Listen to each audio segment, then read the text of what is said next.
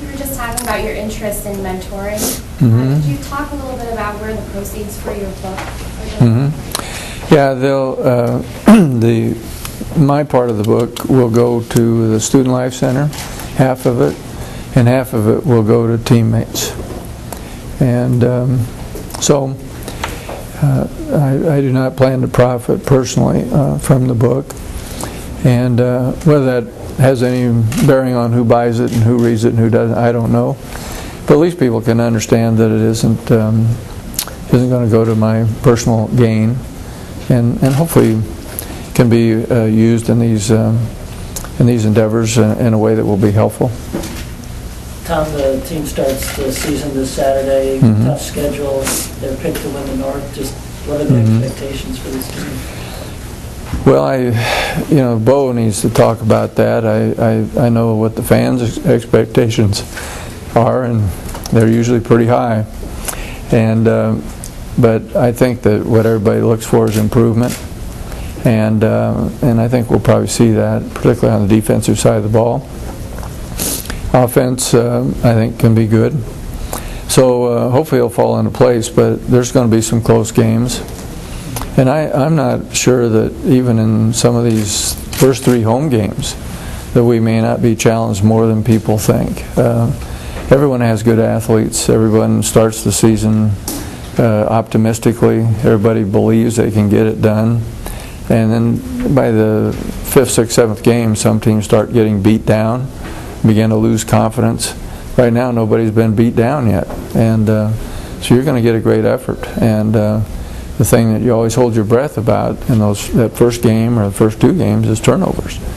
And I always go back to, I remember one time Oklahoma played Kansas. I think Troy Aikman was the quarterback at Oklahoma.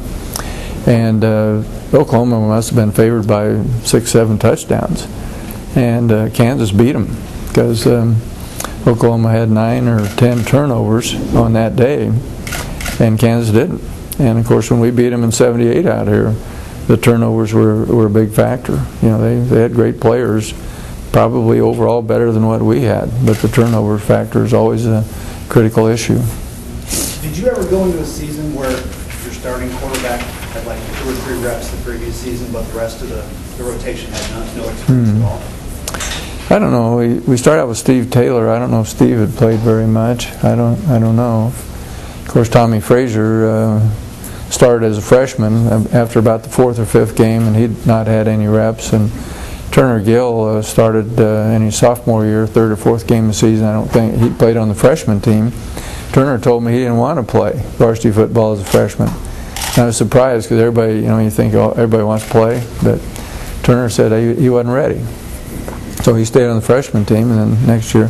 So we've had a few times when we've got guys that haven't had many snaps, but it is true. But this you got Zach Lee though has played 2 years of junior college football, so it's not like you're just out of high school. And I think that'll be an advantage. You said you wanted to see or hope to see improvement in your own mind. Is there certain things you want to see from this team this year that shows that the program is moving in the right direction?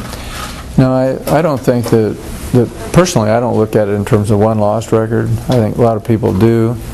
But are we playing better? Are we more cohesive? I think people are going to understand their roles better. I expect to see that. Expect to see effort. And so those are the things. And I think this is a really good coaching staff. They're going to have them well prepared. And so I suspect that we'll see a good product out there on the field. But it's still going to hinge on a turnover, an official's call, an injury or two. Could make the difference in winning or losing 2 or 3 games. And you've seen Oklahoma with some great football teams, and yet they've managed to stub their toe a couple times. And so there's a lot of uncertainty in this game.